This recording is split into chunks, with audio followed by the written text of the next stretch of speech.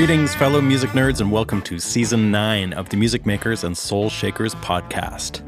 I am your host, Steve Dawson, coming to you from the Hen House Studio in Nashville, Tennessee. This season, I'll be taking you on a journey down the many rabbit holes in the process of making great music.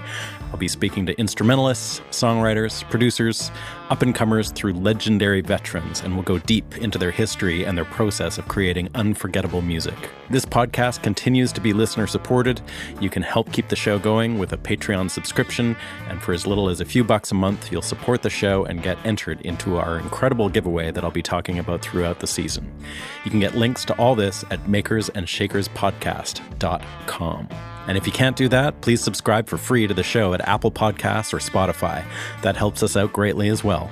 Meanwhile, a huge thanks to the main sponsors this season. Please check them out and let them know I sent you. They are Larrivee Guitars, Chase Bliss Pedals, Fab Filter, Odyssey Headphones, Railtown Mastering, Isotope, and the Hen House Hang. We absolutely could not produce this show without them. All right, thanks for tuning in. Let's get down to it with another episode of Music Makers and Soul Shakers. Hey everybody, thank you for tuning in. This is a special episode remembering the great John Hammond, somebody who I got to know a bit over the last 20 years, and he was a friend and a great musician and an inspiration to me and many others. And I just wanted to pull this episode from season 1 out of the archives, out of the paywall, and just put it up for everybody so you can spend an hour with John. And also, as promised, at some point, I think this was in about 2021, during COVID, I was starting to put together this series, and it was going to be called Legends. And I was going to pick somebody like Townes Van Zandt or Bo Diddley that had died and get a bunch of people to talk about them. And I started doing it, but then it just kind of ran out of steam and things happened. But I started it, and I called John at some point because I was going to do one about Bo Diddley, and I knew that John knew Bo, and he had this funny story that he told me once, and I wanted him to tell that story. So we're going to start this off. Before we get into the interview, which is from 2016, I'm going to play this episode that I've never aired anywhere else. And this is just like about a 5-minute long thing where John talks about his encounter with Bo Diddley. So here's that. Hi, I'm John Hammond. I'm a blues player and Bo Diddley fan since I was about 13. Got his first record in 1955. He used to play shows in New York at various theaters. I used to go to the Paramount to the Alan Freed rock and roll shows. Nice. He was always one of the featured artists. He and Chuck Berry and Larry Wilson, all these great rock and roll R&B guys. Bo Diddley always stood out to me as being the most intense and blues-like player. He played with just a trio, him on guitar, drums, and maracas. And it was, Jerome Arnold. Yeah. Bring it to Jerome. Bring it on down. It was so intense. And so I also saw him in a nightclub in New York, probably 1961 or so, whatever. I was a fan. I went to a lot of the shows that he was playing at. Anyway, I recorded a bunch of his songs when I began recording in 62. And anyway, to cut to the chase, my Bo Diddley story, or one of the many, but this is the most intense. I was on tour in Florida, and this was late 70s. And there was a little club in Ocala, Florida called Harmonica Joe's. They gig there, and it was 3 sets a night. And my first set, I began playing, and it was kind of a small room, maybe held 100 people, and it was packed out. And I started playing my set, and the lights were in my eyes, so I couldn't really see the crowd so well. And I started playing, and at one point I looked up, and there was Bo Diddley sitting in the front row checking me out. It just about blew my mind. I mean, I had to stop for a minute and gather my my energy again because it flipped me out.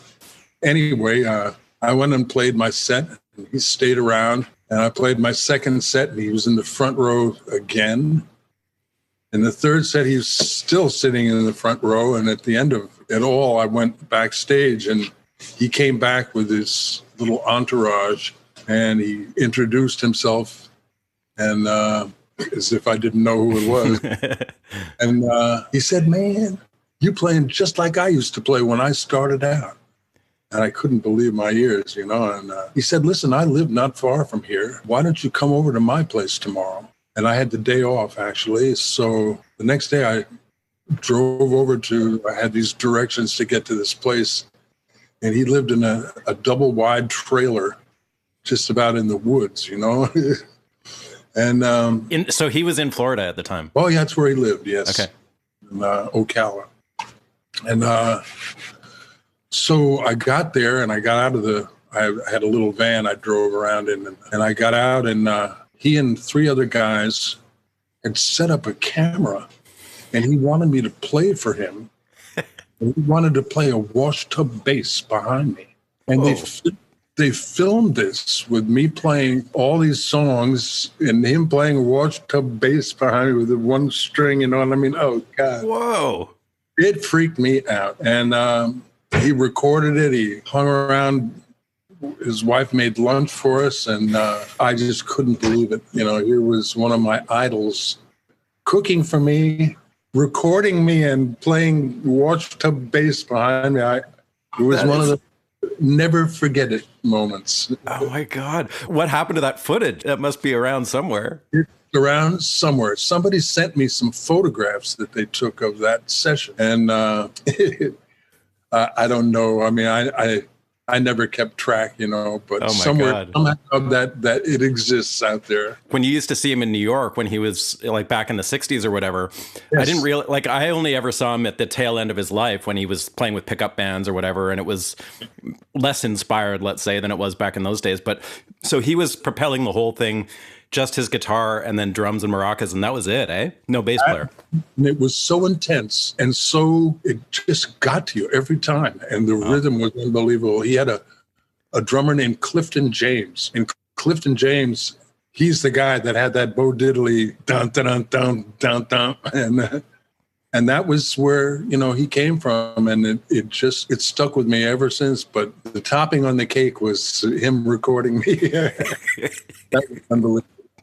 That is unbelievable and so cool. Yeah, he was the nicest guy, by the way. He was just totally gregarious, went out of his way to make you feel welcome, and just a prince of a man. Did you cross paths a lot with him over the years, or was it just kind of like... Yeah, it's on some festivals where he was there, and we always said hello.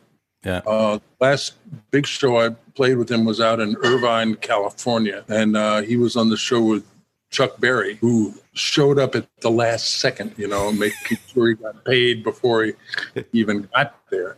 Yeah. And Bo Diddley made barbecue for the whole staff, the whole crew that was there. I mean, Bo Diddley was something else. Just what a guy. All right. Pretty crazy tale there. Thank you for that, John. And now we're going to move on to the 2016 episode. This is from season 1. And I just thought I'd bring this back and let you spend a bit of time listening to the great John Hammond talk about his incredible life and career. Thanks for tuning in, and we'll see you in a couple of weeks for the last full new episode of the season. Enjoy. Hey, Steve. How are you doing? Good, man. Are you at home for a while? You off the road, or what's the latest for you? We're home until Monday.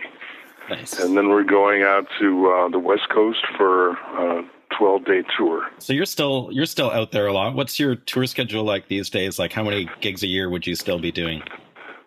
I don't count them. It's as they come in, I take them or don't take them, and but it's a lot less than I used to do. Oh, really? Okay. I'm trying to cherry pick the best shows. That's understandable. Yeah. Well, I want to talk to you about a lot of stuff through your career and your history, but I thought maybe I could start by asking you a bit about your guitar playing, because that's, I guess, originally what I was drawn to about you was I heard a few recordings. I think the Frogs for Snakes album was one of the first ones that I heard. And then Shake For Me off the Duane Allman anthology. That was sort of my introduction to you. But as I got to know more about you, and saw you live a few times. I saw you as a kid. I snuck into the Yale in Vancouver when I was about 14 or something. But the thing that really stuck out for me, like there's your electric playing, which is a whole different thing that we could talk about. But on the acoustic, particularly on the National, your right hand is unlike anything I've ever seen. It's like a freight train. And I was just wondering if you could maybe talk a little bit about how your particular style developed on the guitar, and it's informed by all the people that you would think, but there's something totally unique about the way that you play. So can you tell me kind of how that developed? Okay, well, I was a big fan of blues and early rock and roll. As a kid, I never played an instrument, so it was just in my head. Chuck Berry and Bo Diddley were a couple of my favorite rock and rollers that basically came from blues, and as a blues fan, I listened to everything from Blind Boy Fuller to Robert Johnson to Willie McTell, Big Bill Brunzi, and all of these guys, they finger style played, and I knew very little about guitar techniques and stuff, and so I got a guitar when I was 18, and there were guys where I was going to school who played, and I used to watch them. There was a guy named Ian Buchanan, Jorma Kaukonen, who was known as Jerry Kaukonen then. You went to school with him? Yeah, I did. And I had a roommate named Russell Avery, who had a Martin 12-string guitar, and a friend named Bob Silverman, who played a Martin. And I used to watch these guys play, and I watched them very intently and figured out how to do some chords.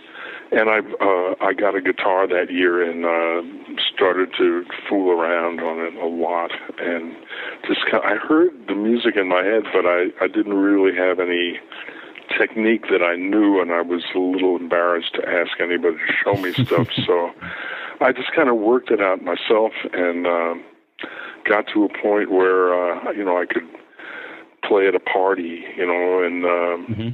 and people would listen, and I knew all the words to the songs. So, to me, the most important thing was the song, and if you could pull off the song by playing enough guitar to make it sound right, that was my initial technique.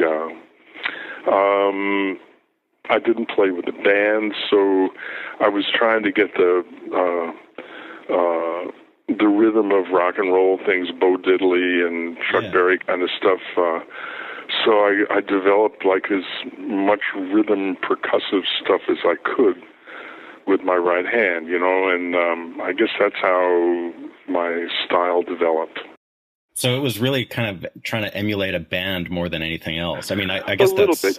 Yeah, I did want to get the right notes and the right chords and stuff, but in terms of the rhythm and the beat of the tune, I wanted that to be out there too. Right. Because a lot of the stuff you mentioned, like particularly the blues stuff, like Blind Boy Fuller and I can't remember who else you mentioned, but a lot of those guys are doing sort of intricate right-hand finger picking, whereas your style is more just like there's like a propulsiveness to it that's less fingerish and more like your whole hand. Yes, exactly. Your whole arm, I guess. I guess so. Was part of that to do with just like volume too? Like if you're playing at parties and stuff, was it kind of a way to get your sound across? Yes, it was. It was. This was before everybody had electric guitars. This was 1960. Electric guitars didn't really seemed to come into vogue until, I mean, they were in vogue in Chicago and anybody that was playing with a band. Mm-hmm. But in terms of playing solo for me, or, you know, it was, I wanted to be heard and all that, just like you said. So you didn't start playing till you were 18? Yes. Wow, that's late. Well, I started playing professionally when I was 19, so it didn't take very long. Yeah. And what about the National? When did, like, the National is a big part of your thing. When did that come along right away, or did you pick that up later? Not immediately. Probably 1962. Okay. I had been on the road for a year, and I was, you know, playing a lot of, you know, clubs and coffee house kind of gigs. And I was in New York, and my father took me over to Eddie Bell's guitar headquarters, and I think that was on 49th Street or 50th Street. And it was upstairs, I remember, and he had a whole bunch of, you know, acoustic and electric guitars, but he had a steel-bodied National there. You know, I had seen photographs of, like, Blind Boy Fuller playing one and other artists, and I was fascinated by it, and he had it in the store for 30 years and couldn't sell it. Really? So, I got the whole thing with the case, $65, and that was my first National. It was so loud that it was a little intimidating. Was that like a Style O, or do you remember what kind of National it was? It was a Duolian. Duolian, okay. Yeah, and it had the 14-fret neck. Yeah. And it was probably a 1940-41 model or so. It was a later one. Yeah, it had it didn't have the slotted head. Mm-hmm. And but anyway, it was loud, and I figured out a way to you know, put it in an open chord and do some slide stuff on it, and I thought that was would add something to my show, another dimension kind of thing. Right. It was a little intimidating at first, but then I started to work at it, and I got some things down. So was that your initial introduction to slide? Was, like, you hadn't played it on the regular guitar until you got the National? I had, but I couldn't get that real whine sound that I wanted. On the guy, I had a Gibson originally. It was a J45. Yeah. And I couldn't get the sound that I want. Perhaps the action wasn't high enough. I don't know. Mm-hmm. But with the National guitar that I had, it was not a problem. Right.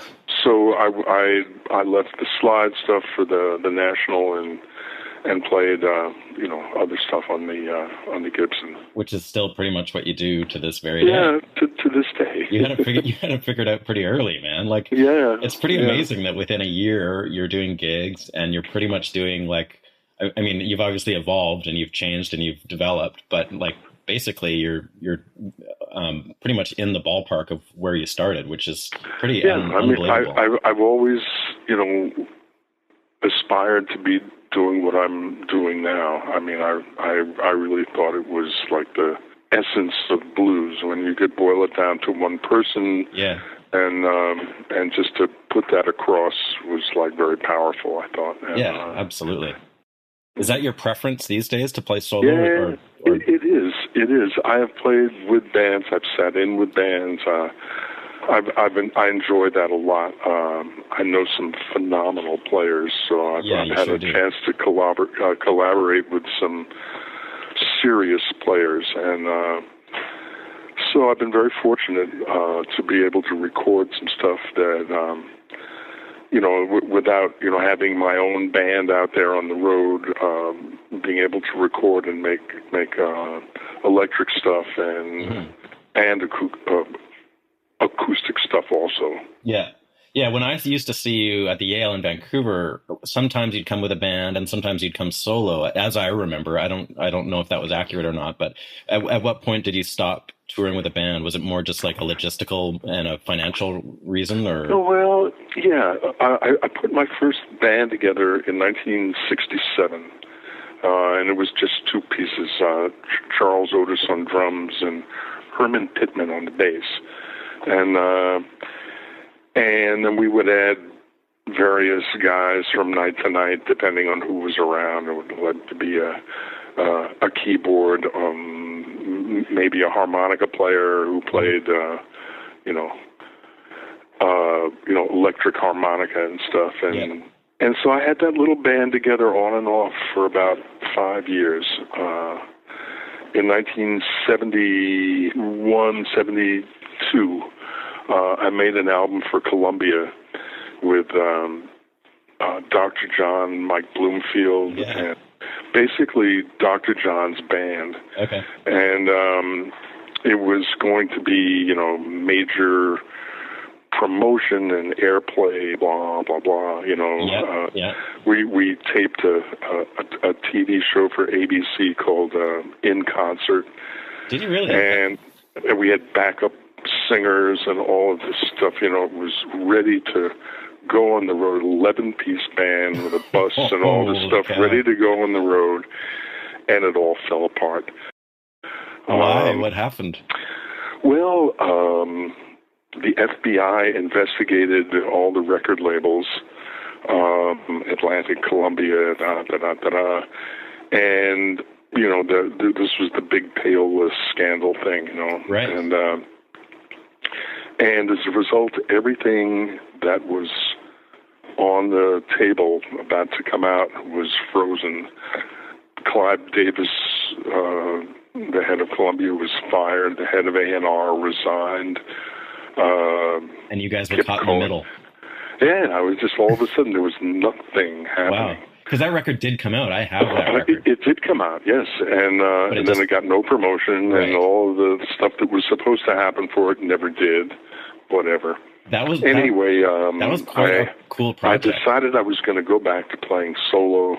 Okay. And I was kind of bummed out, to say the least. Yeah. I had been very good friends with Dwayne Allman, who had died,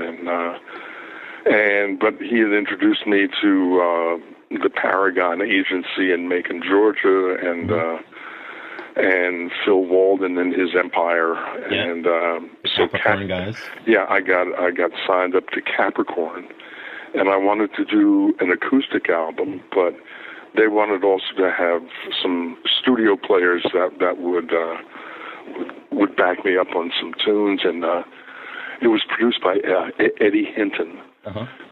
The album was called Can't Beat the Kid. Okay. And one side was acoustic and one side was with the band.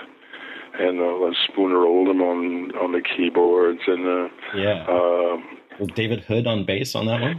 Not on that one, no. Okay. I'm trying to think of everybody on that session. Anyway, but there was a guy named Randall Bramlett.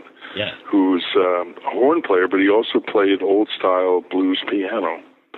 And we did a Leroy Carr tune, and we did, whatever. Anyway, it was a good record, I thought.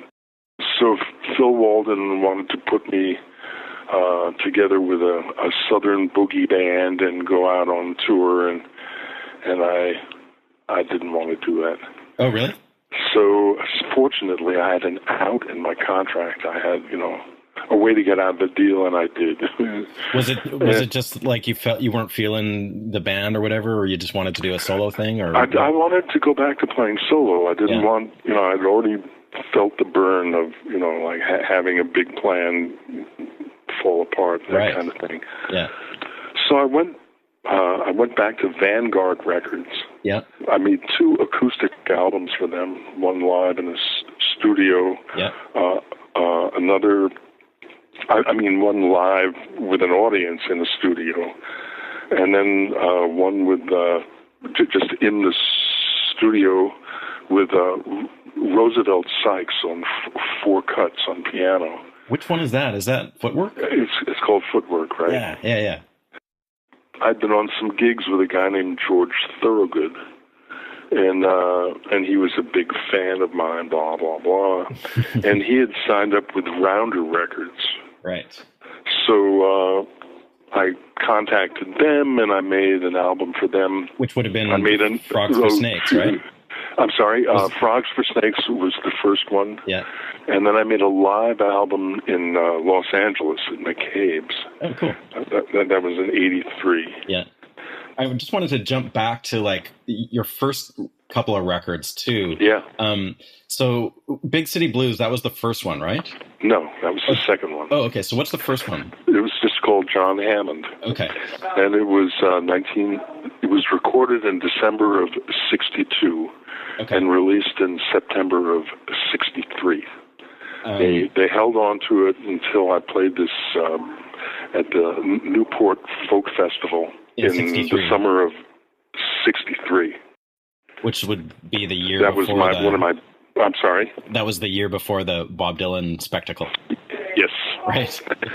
Bob was a good friend at that time. In fact, I introduced him to Mike Bloomfield and to the band and all those guys. Yeah, we gotta talk a little bit about that.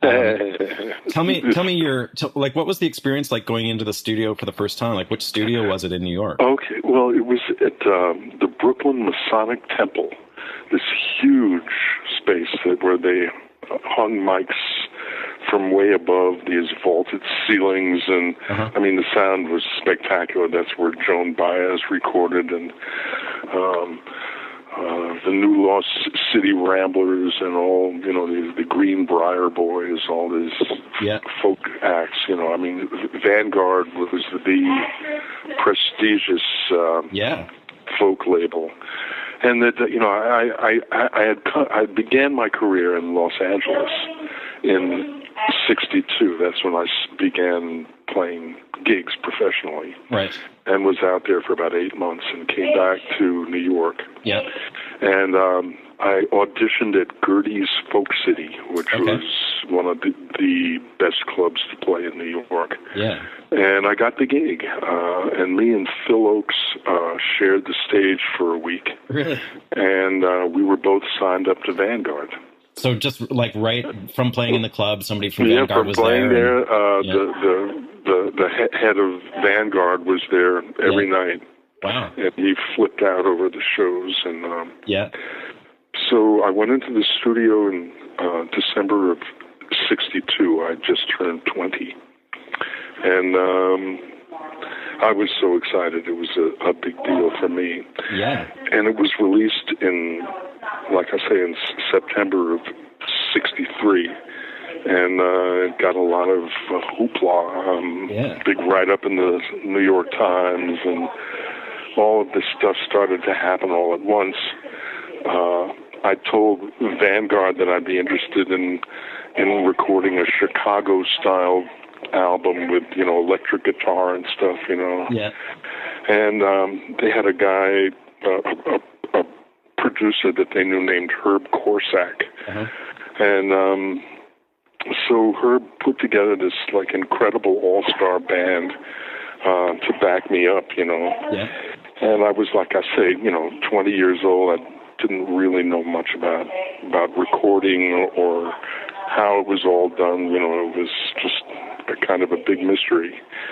And here was Bobby Donaldson on drums, Jimmy Lewis on the bass, Billy Butler on the guitar. Holy cow. I mean, he was the guy who played on Honky Tonk, and oh, okay. Wow. He's phenomenal players, Yeah.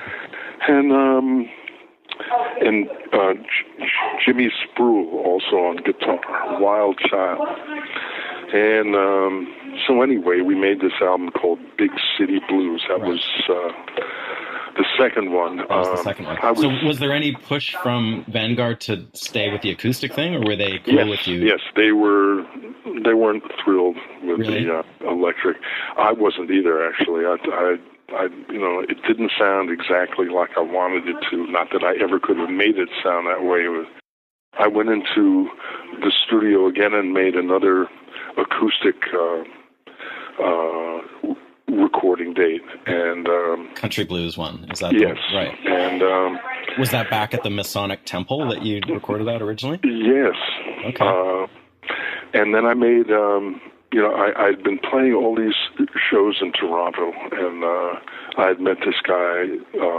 I met the band Levon and the Hawks. They had been the backup band for Ronnie Hawkins, and had left Ronnie and were out there on their own and did their own tours and stuff. And were you pretty much on the same circuit as them, or they were? No, not at all. Not at all. They were playing, Joey D's Starlighter Lounge in New York and all these, kind of rock and roll gigs that they had played with Ronnie. And but they'd come to New York, and I had, like I say, met them in Toronto and would hang out with them and sit in with them, and they would come to my shows, and we were friends and hung out together. They came to New York, and they were trying to get a demo recording date, and it wasn't going well. And I said, well, listen, I'm signed to Vanguard Records. Perhaps we could go in and make an album for Vanguard. You guys backing me up? And they said, sure. Had you guys jammed together at this point? We jammed a lot of times together. So anyway, Vanguard was very reluctant. Really? They gave us one session, 3 hours, and we cut about 20 songs or something. And Dylan was there, and all my friend Mike Bloomfield was in town. Charlie Musselwhite was in town. It was, like they were hanging out in the studio, or was this we were all hanging out there. And what studio and was we made that this record. And Vanguard didn't really know what to do with it, but they released it anyway. And so out came So Many Roads. That was 64 was recording date, and it was released in 65, yes. And so would that have been when Dylan hooked up with these guys as well? Yeah, that's when I introduced them. Wow. And the next thing I knew, they were his band. Wow, that's crazy. Yeah. Anyway, it all went, well, I mean, I had also told him about Mike Bloomfield in Chicago, and he'd met Michael, and whatever, and Bob was just ready to explode. He knew what he wanted. And, it was really wild, crazy times. That is crazy times. So, man. So, that whole record. So that's my early days at Vanguard. And that whole record, So Many Roads, that was done in 3 hours? Yes. Wow, that's nuts. Yeah, well, we just knew what we wanted to do, and we just went for it. Can you tell me a little bit about the scene in New York? Everyone kind of talks about that Greenwich Village 60s. It was so intense. Were you playing every night? Oh, you could play it all night, all day, and just keep going. And what were your... There were so many clubs. There were coffee favorites? houses and little clubs opening up all over the place. I mean, the Village was amazing. What were your favorite clubs to play? The Gaslight, Gertie's Folk City, the Night Owl. There was about maybe 6-7 clubs in the Village alone. Wow! So you could just rotate and play all of them? Yeah, you could. Yeah, I mean, it was amazing. There were folk players, and there were bands developing, like the Spoonful, and Tim Harden had a band, and he was a big star. He wasn't in great shape, unfortunately, but I mean, what a talent. But there was so much going on. There were so many people just gravitating towards New York and the scene. It was truly amazing. And were those all kind of acoustic clubs, or could you play with a full band there? Well, it as it developed, bands. I mean, there were always like folk bands and quartets and trios and stuff that eventually there were guys who wanted to play electric guitar, and that started to develop. There were clubs that would, get blues bands in there from Chicago and stuff. Okay, so that did cross-pollinate a little bit then. Oh, yeah. I mean, blues became a thing, and was the blues... Gertie's Folk City was a place where John Lee Hooker played. That's where Roosevelt Sykes played. There was a guy named Lone Cat Fuller. And were you able to meet and hang out with those people then? Oh, yeah. So it was just kind Lightning Hopkins played there. And around the corner from Gertie's Folk City was an old wood frame hotel called the Broadway Central. And for maybe 75 cents a night, you got a room. And all these blues guys would hang out there, you know, and parties after the shows and that kind of stuff. And rates have gone up a bit since then. No, it fell down. The hotel fell into the street. It's a long story, but it was an infamous hotel. It was great. Wow. Anyway, so were the clubs that you mentioned, like the Gaslight and all that? They were more the folk clubs. What were the main blues clubs? Well, like I said, Gertie's Folk City was also where blues guys played. Okay. There opened a club, probably 66, called the Cafe Au Go-Go. Right. And they'd have bands there and stuff. Yeah. And there was the Village Gate that was a club that had everything from jazz to Latin to blues to, you know, the whole package, you know. Yeah. And that's where when Paul Butterfield came to New York, he played there. Oh, okay. At the Village Gate. And did you hit it off with guys like that right away too? Like you met them obviously because they were into. Well, I'd met Michael in Chicago. Yeah. In 1961, before I began playing professionally. Oh wow.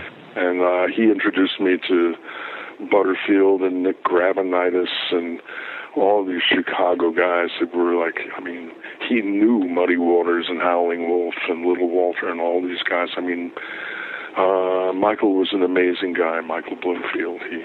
Was the Butterfield band going already by 62? By 62, it had started up.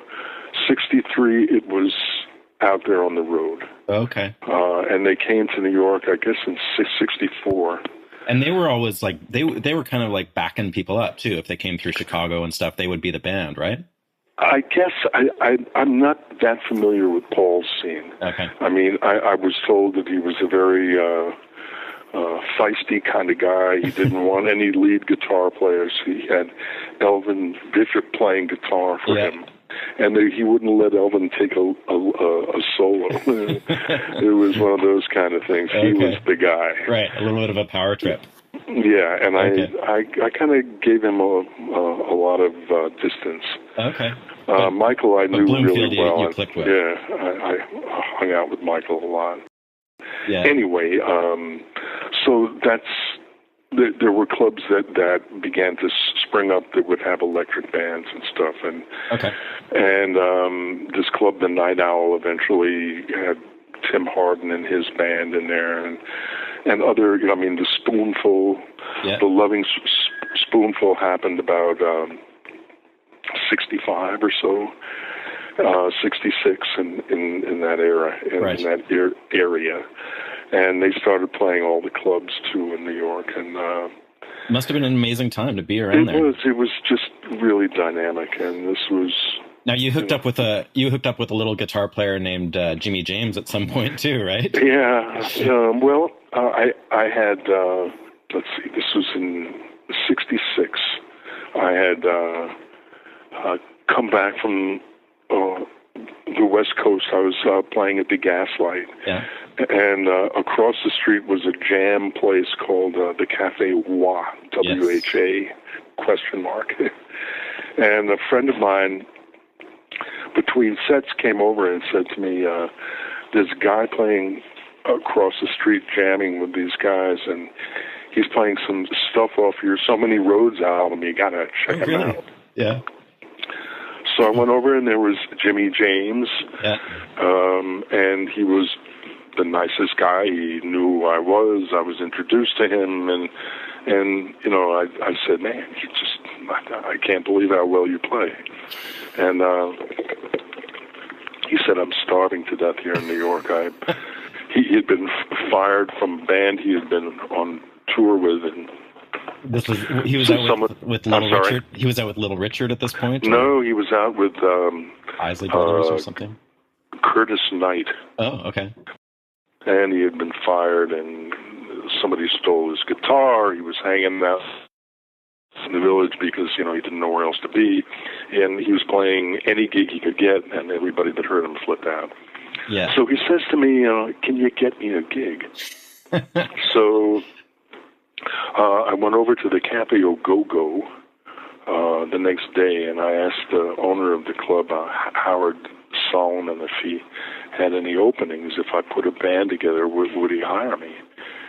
And he said, God, we have an opening next week. And so I put this little band together with Jimi Hendrix playing lead guitar, and everybody flipped out. It was packed out every night, and he got offered a ticket and a recording deal to go to England with Chaz Chandler. From that gig with you? Yeah, from that gig. That is crazy. And about a year later, he was the biggest thing in Europe. Yeah. But, it was inevitable. The guy was just phenomenal. Yeah. And he had a lot of stage presence and personality. He was the real deal. Was he fully formed as the showman that he became at that point? He was the showman, but he didn't have the songs and didn't have the real confidence that he got when he went over to England. He started to write songs, and he was ready, it all happened very fast for him as well. So that was that band was just put together for a week's show, and then that was that. And did you ever see him again after that? Oh yeah, he came back, and I was playing at the Gaslight. I'd put my little trio together. This was in '67 with Charles Otis on drums and Herman Pittman on the bass, and Jimmy came in back from Europe, and he had a weird scene where the radio stations in the U.S. wouldn't play his hit song in Europe, Hey Joe. Oh. So he got on a tour with the Monkees, opening for the Monkees. And he lasted about 2 dates and said, forget about it. Yeah. Came back to New York. Horrifying all the teenagers' mothers. And came to check me out at the Gaslight, and also Eric Clapton, who I did my first tour in England in '65, and I got on a whole bunch of shows with John Mayall. Oh wow! And he had Eric Clapton playing guitar with him, and he and I hit it off, and wow, what a great guitar player, Yeah. So anyway, he had put Cream together, and they'd come to New York, and I knew Eric, and he had my number and all this shit. So anyway, both Eric and Jimmy came down to the Gaslight to hear me play on the same night. Wow. And I got them both to sit in with me. Did you really? And they came back every night for the week. And I think I've seen everybody that ever came to those shows. Man, I saw you with Jimi Hendrix and Eric Clapton at the Gaslight. Now, where are the recordings for that night? There was no recordings. Oh man, that's incredible. It was fun, so anyway, I watched both their careers just skyrocket. With those. So on a night like that, when you're playing in that craziness, were you playing electric, or were you? I was playing electric. Yes. Okay, so it was like a full-on electric Chicago style band. Yeah, I'd like to think that, but I don't think I compared to my idols anyway. But I did the best I could, and we got gigs, and we toured all over the U.S. and Canada. Yeah, and I would play gigs solo between the band gigs just to be able to make everybody get paid, Right. Yeah, of course. And survival. Yeah. And like I say, in 1965, at the end of the year, Robbie Robertson and I walked into Redbird Records in the Brill Building in New York and approached Lieber and Stoller and asked them if we could do a demo single. And I had already made records, and so they knew who I was and all this stuff. So they gave us one session to make a demo single, right, for Redbird Records. Why Lieber and Stoller? They were because they had all these hits, and Robbie knew who they were and all this stuff. So, but were they sort of like A&R guys as well? Yeah, they were A&R guys as well. Yeah, oh, okay. They were songwriters, and they were, you know, partners with this guy named George Goldner, who was the head of Redbird and Blue Cat Records. But anyway, they gave us one session. Yeah. I went in. The Rolling Stones were in New York, and I had hung out with Brian Jones when I was over in England, and Bill Wyman, and so anyway, they were in town, and I got Bill to play bass, and Charles Otis is where I met him. Was on drums. He was this studio guy from New Orleans. Uh-huh. A piano player named Artie Butler. Yeah. Robbie Robertson on lead guitar, and me on the rhythm guitar. And we cut about 18 songs in 3 hours. Seriously? Not unlike the So Many Roads thing. Right. Wow. And so we had enough for an album if we wanted, but we had definitely a single, and I Can Tell and I Wish You Would. Lieber and Stoller were flipping out. They said, this is going to be a big hit. We're going to put you guys on Broadway. We're going to have a whole thing going on. You know, we were all excited. I was beginning to see dollar signs in my head, you know, that kind of thing. Wow. Goldner comes back from, I think he'd been in Atlanta, and he wants to meet me, right? Yeah. So big appointment to go up to the office to meet George Goldner with Lieber and Stoller.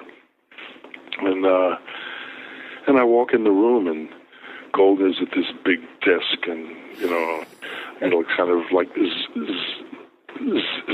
zebra skin wallpaper and, you know, real corny stuff, you know, and he looks at me and he says, Jerry, Mike, what are you doing to me? This kid's white.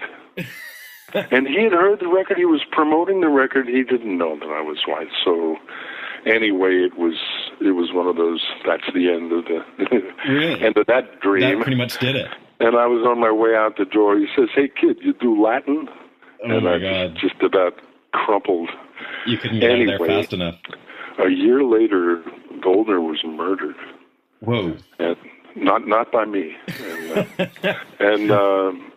And I got Atlantic Records to buy the tapes from Redbird. And did they release them? And they released the whole thing called, and the album was called I Can Tell. And then in and that one as well was done in a matter of hours.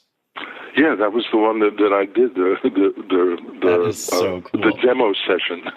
Where would that have been done? Do you remember what studio you were at? It was A&R Studios in New York with Phil Ramone was the engineer. No way. No, way. way. It was a big deal. Anyway, I got signed up to Atlantic. I made another album for them called Sooner or Later. Yeah. With Charles Otis and Herman Pittman. Guys that you've been playing with for a while. Yes, and it never got any promotion. I don't think Atlantic knew what to do with me, kind of, you know, one of those Seems things. like a bit of a recurring theme with your... Yes, hello. And then Jerry Wexler said, listen, man, you know, like, we have to get you with a big-time producer, blah, blah, blah. He said, I'm going to send you down to Memphis, and you can work with Tommy Cogbill. Mm-hmm. And so I went to Memphis, and Tommy Cogbill and I didn't quite see eye to eye on what I wanted to do. And okay. So I called Jerry, and he said, hey, well, why don't you go from there down to Muscle Shoals, where I have a friend named Marlon Green, who's a good producer, and I think you guys might work well together. So I went down to Muscle Shoals, and I was told this is the band that backed, you know, Wilson Pickett and Aretha Franklin, all these people, and I'm thinking, oh my God, this must be a great black band, you know. And, right, what a shocker. And they were all white guys, and they thought I was going to be black, and I was not. And it was like this impasse of, like, you know, You all thought you were in the wrong studio. Yes, exactly. Began to record, and I wanted to do these Howling Wolf tunes and stuff like that, and they didn't quite get it.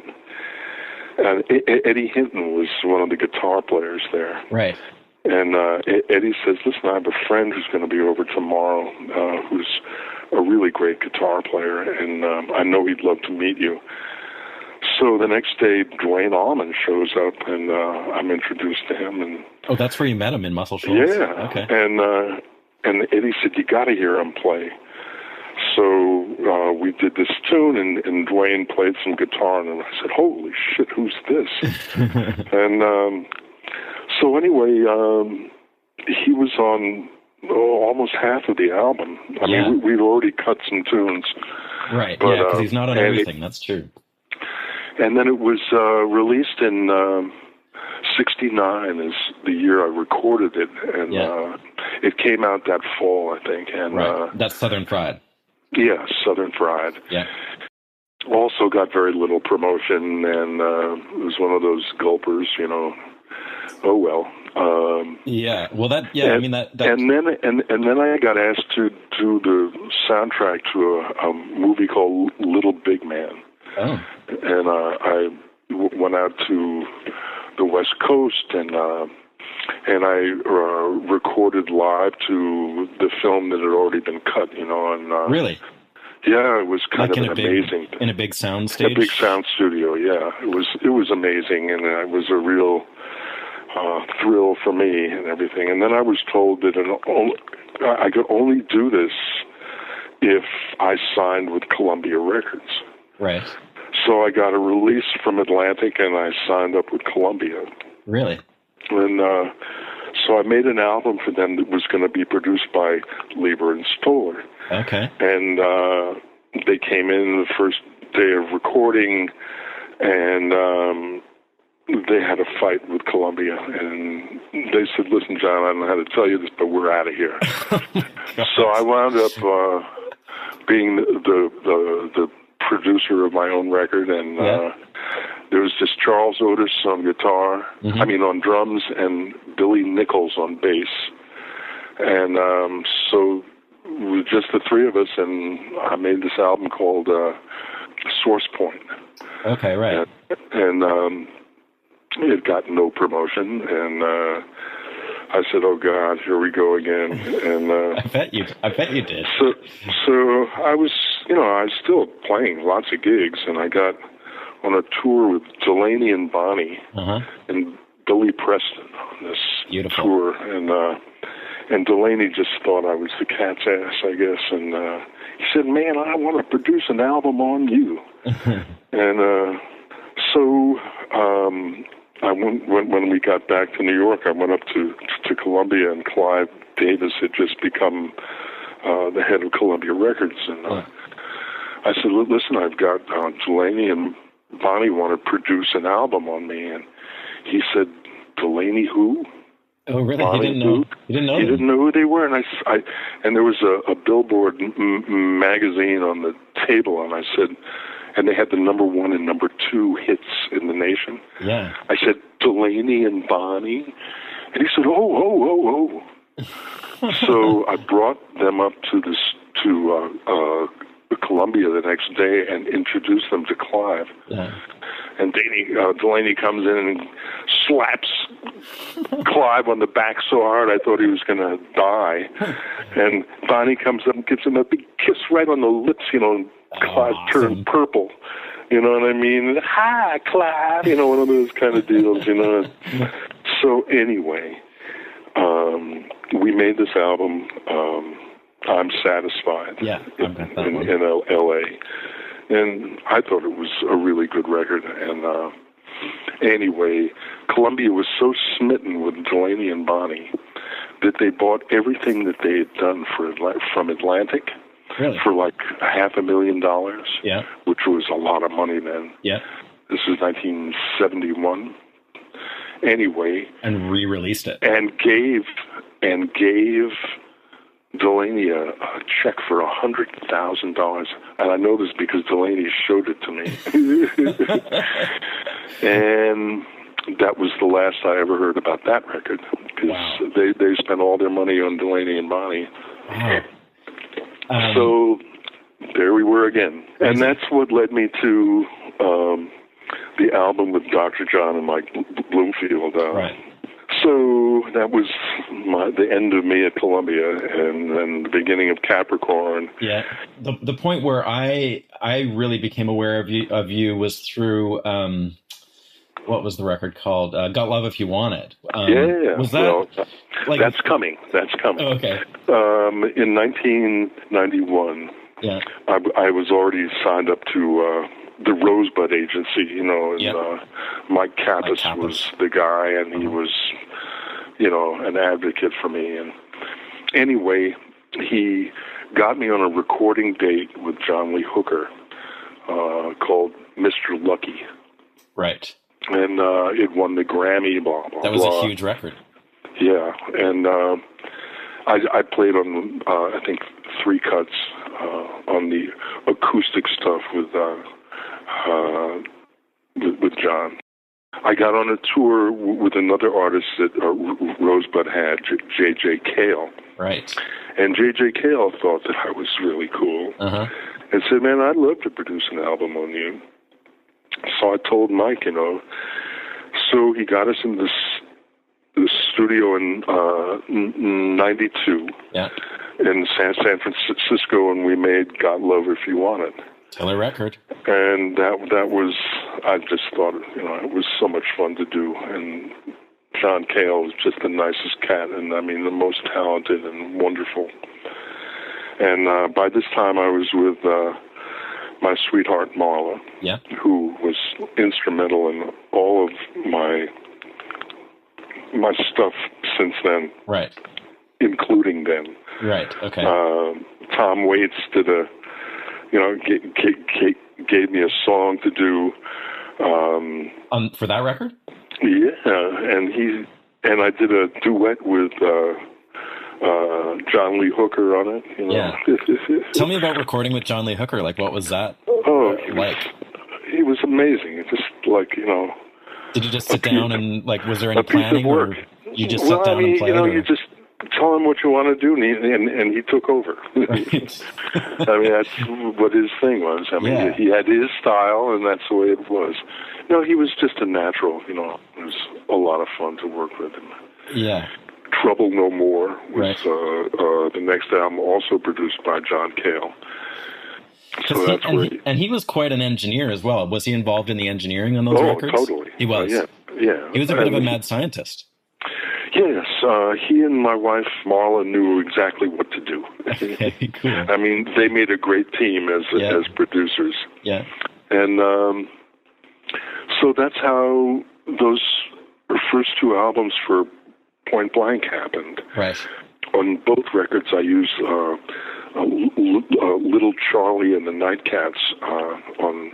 Right, they were sort of the core band for you, right? Right, they were really.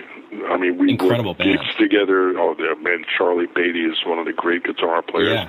And Rick, one of the great harmonica players, and whatever. So. And you were touring together as well. Yes, exactly. Okay. And then came the Tom Waits record, and how that came together was Tom had asked me to record on his Mule Variations project. The 99.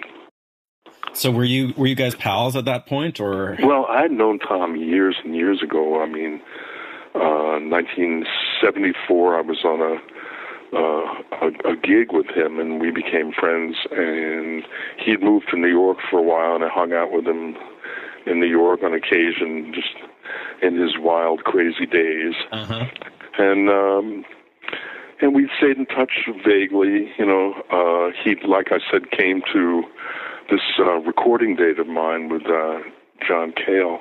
There's a great photograph of John Lee Hooker, Tom Waits, myself, and J.J. Cale that my wife Marla took. That's just classic. That is a classic. It is. And anyway, so we're up in Northern California recording with Tom at the Prairie Sun Studios. And Marla and Tom's wife, Kathleen were hanging out. Okay. Tom had recently cleaned up his act big time, and he has three beautiful kids. And Marla and Kathleen are talking, and Marla says, "What do you think the idea of Tom producing an album on John? He could be home every night, take care of the kids." And, she said, that would be a great idea. So that's how that all started. Marla, good one. Through Marla, my advocate. Yeah. So anyway, so how did it come to fruition? Well, it was like a bi-coastal, like he sent me some tapes of songs that he thought might be good, not his songs, just, blues and R&B stuff. And I sent him a tape of stuff that I thought would be good, and we were going back and forth. What were you kind of thinking originally? Well, some Howling Wolf tunes, and more obscure blues stuff, Harold Barrage and other artists that I was familiar with. But you were both thinking like a band record. Yes, exactly. Or at least a combo. Right. So anyway, he said, "Well, I'm going to put some guys together," and he wanted to have Larry Taylor on bass, and Stephen Hodges on drums. His crew, basically. And Augie Myers on keyboard. Yeah. And did you know any of those guys at that point? I knew Larry Taylor from just having met him. I didn't know him. Okay. So there was going to be a week of rehearsals. Marl and I flew out west and were hanging out in this hotel. And none of the guys could make the rehearsals, including Tom. So we were just hanging out there, and we had this studio was booked, and Tom had a falling out with them. Oh, my God. And so we didn't have a studio. This guy who worked with us at the time frantically looked for someplace to record, and all we could find was a heavy metal rehearsal studio. It was in such horrible shape you couldn't even imagine. It was unusable practically. This is in San Francisco, or? No, this is up near Sebastopol. Oh, okay. Anyway. So you got no band, you got no studio, you got no producer. Yeah, well, the band couldn't make the rehearsals. Tom would, we just lost track of him, and we had this recording date set up in this studio, and so the day comes, and I get there, and there's Larry Taylor and Augie Myers and Stephen Hodges, who we kind of said hello, hey, how you doing, that kind of thing, and they were waiting on Tom. We were waiting on Tom. Was stuck in Lake Tahoe with his family in a blizzard. Oh my God! He was 8 hours late, and he arrived finally, and Marla said to me, "Go talk to him, have a cup of coffee with him, because he's about to bail." Oh my God! So I went and we had a coffee. I said, "Listen, Tom, no matter what we do, it's going to be great. And you're encouraging him. Maybe there's a song of yours that we could start with, because we only had time for one song maybe." And anyway, so we did 219. We did it in one take. Did you know the song already? No, I didn't know anything. Didn't know nothing. But I got the words, and I kind of got the idea of how it went. Yeah. And the guys, this band was just phenomenal. They were right on the page. They knew exactly what was. And was Smokey Hormel there too? No, he wasn't. No, it was just me on guitar. Okay. And Tom played a little backup guitar, but that was it. And Stephen and Augie and Larry Taylor. And so the next day, Tom comes in with this huge book of songs of his. I felt like an idiot. I didn't know how prolific he was as a songwriter. Right. Had you been aware of his records? Like, did you listen to them? Yeah, I knew vaguely, but okay. I didn't have any of them. I just knew that he was great, but I didn't. I wasn't. They weren't on the tip of your tongue. Right, exactly. So all of a sudden, there's all these songs, and so we picked like about 18 songs, And Marla gave me a lot of great advice how to, like approach them and to, just do it my way kind of. And was there ever a discussion like, hey, you know what would be cool is if we did all of my songs? Like, did that conversation ever happen, or did you just end up? It did happen. It did happen because the first one went so well. Right. The next day it was like, well, now we know what to do. So the next day was the last day Tom was going to be in the U.S. He had to go to the Netherlands to score an opera. Oh, okay. So we had one more day. We cut 11 tunes. Wow. Or 12 tunes the next day. And then he came back about a month and a half later, and we had one more day to record, and he had made up with the Prairie Sun Studio, so we went back there, and he brought in Charlie Musselwhite to play some harmonica. Yeah. And it just sailed along. I think we recorded 18 songs in total or more. Wow. And so we went over the tunes, and Marla and I, we picked 12 tunes that we thought would be the best of what we had done. Because it really sounds like you've been playing those songs for years, but there was none of them. None of them. None of them. Wow. Nothing. It's amazing. Nothing. Yeah, it was. And the engineer, this guy Oz Fritz, was also amazing. What was the setup like for that record? Were you all in one room? Yes.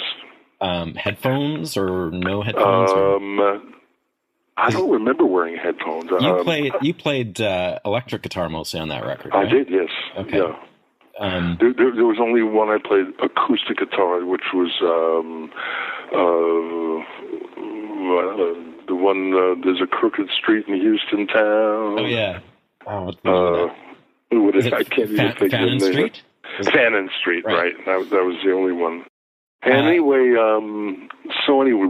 we got the album all done and mixed and mastered and sent it to Virgin point blank, and we heard nothing. Oh my God! We heard nothing for a month. We heard nothing for 2 months. Really? We heard nothing for 3 months, and you couldn't call them on the phone. It all had to be done by email and stuff. Nobody seemed to know what was happening, and then all of a sudden we get this call. This is the greatest thing that we've ever heard. We're going to put you out with a rock and roll bus and do a coast-to-coast tour, blah, blah, blah, blah, blah. Yeah. So we put the band together to go on the road. And who was in the band? The band. So it was Augie Myers and Hodges? It was right. Okay. And Larry Taylor. Yeah. By the time the tour was over, Larry was not playing bass. We got Marty Ballou to play bass. Oh. And we got a guitar player named Frank Carrillo to do the Tom Waits parts. Right. What happened with Larry Taylor? Larry is, a rock and roll star, canned heat, blah, blah, blah. And he wasn't a friendly camper on the road. Okay. He wanted, stuff that I couldn't provide, nobody could provide, whatever. Anyway, it didn't work out. And so and Augie and Larry, and Frank Carrillo had problems as well, and eventually it boiled down to me and Stephen and Marty Ballou as the trio. Yeah. And but that's how that goes. So if you hadn't heard anything about the record before it came out, who was paying? Like who was responsible for paying for the record in the first place? Were you doing it yourself? Oh, no. This was Virgin point blank. They paid everybody. They were footing the bill, but then they just didn't respond to it. But we didn't know nothing. They wouldn't tell us anything, and they didn't know what to do. So finally, they decided it was the cat's ass. Wow. And that's what happened, and that's how that went down. And that must be like. Is that one of your bigger selling records, or the biggest selling record ever? Oh, really? Okay. And did you notice it right away? Like, was there a spike in your audience or anything like that, or how did that? Well, I went out with the band, I mean, and played all these big venues and stuff, and it was pretty dynamic. We toured in Europe, and we went all through the U.S. and Canada, and it was like dramatic. And then and the rock and roll bus. Yeah. Oh boy. Anyway, what happened to all the outtakes from that record? They're still there. I mean, I've got them all in archive here, but I don't own them. I mean, but I've got them. Wow. There must be some cool stuff on there. Oh yeah. Yeah. They're like, there was about 5 tunes extra that we thought were worthy. Yeah, but you recorded some of it. and anyway, Point Blank went out of business. Right. Virgin just collapsed basically, and we got our contract was shifted over to another EMI label. Oh, okay. And they don't exist. And they don't exist anymore either. But I made another album with David Hidalgo producing. Yeah, it's great. And that came out really good too. Did you know Hidalgo from, like, had you done some touring with Los Lobos or something? Well, they had been with the Rosebud Agency as well. Okay. And I played gigs with them, and I thought, I mean, they just are phenomenal. Yeah. And, so was Hidalgo a pretty hands-on producer? Oh, yeah. No, I mean, that is a super player. Yes. But like I say, I had Marla, and she kept everybody in line, and, I mean, she kept J.J. Cale in line, she kept Tom Waits in line, she kept David Hidalgo in line. I could see her doing that. Yeah. Yeah, I mean, she just kept it all together. The Hidalgo sessions, was that a quick one as well, like a few days, or? 5 days. 5 days, okay. Uh-huh. And it was dynamic. Yeah. However, the label that we were with, Back Porch, they went out of business. Yeah. And so then we were boiled down to me and Stephen Hodges and Marty Ballou. And I had played a gig solo in Salina, Kansas, at a place called Blue Heaven Studios. It was an old church, and this guy produced, Chad Hassam, every year has this blues concert, blues festival that he has. And I played there with Jimmy Rogers and some really great players, And he said, listen, man, God, you sounded so good. If you ever want to make a record here, I'll make it worth your while.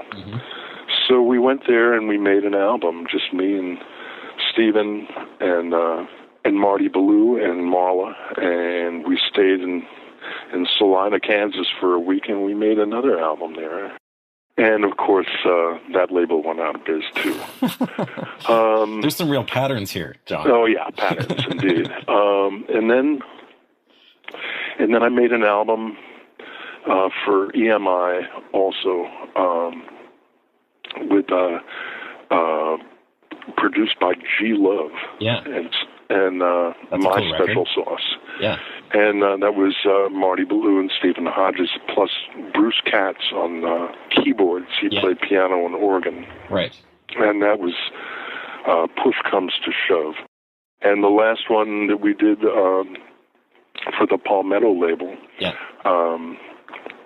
it won the Handy Award, or the Blues Music Award for Best Acoustic Album last year. Fantastic. So was that kind of a throwback to like the early records almost? Yeah, it kind of felt like that. It was, but it was live in a club, and it was very dynamic. It was a lot of fun. It's a great sounding record. The Chans in Woonsocket, Rhode Island. That's where you did it? Mm-hmm. Right.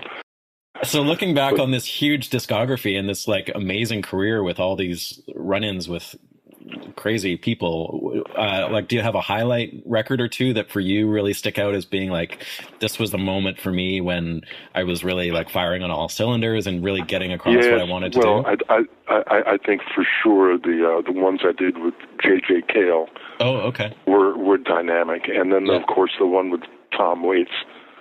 The one I did with Duane Allman back then was really dynamic also.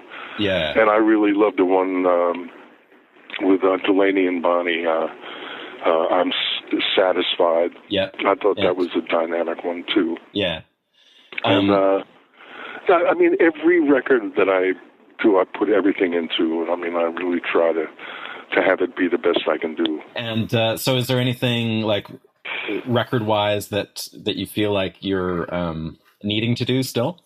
Or do you feel... you know, if the right thing comes up and there's the right money, I mean, I just don't want to do it on a shoestring anymore. You know, it's one of those things. And, you know, 73 years old, and I'm trying to be, you know, selective on the gigs that I play, and I mean, much more selective than I have. I've probably played every club in the last 54 years. Anyway, so that's kind of you're up to date as to where I'm at. Well, it's quite a career, John. It's amazing, and I really appreciate you talking to me today and filling me in on some of these great details. It's it's amazing, man. I love hearing these stories. Well, I really admire you, man. I really, Marla and I both think that you're the guy. Aw, that's awfully nice. Thank you. All right. Well, listen, man. Take good care, and I'll see you in a couple of months. Okay, that sounds fantastic. Next month. Next month, yeah. Music Makers and Soul Shakers is a bi-weekly podcast produced at the Hen House Studio in Nashville, Tennessee. Please remember to subscribe to the show wherever you get your podcasts and follow us on Instagram and Facebook. You can also find us at makersandShakerspodcast.com. Thanks again to our amazing sponsors this season. We couldn't do this without them. Larrivee Guitars, Chase Bliss Pedals, Fab Filter, Odyssey Headphones, Railtown Mastering, Isotope, and the Hen House Hang. And of course, you for listening. We'll see you next time for another episode of Music Makers and Soul Shakers.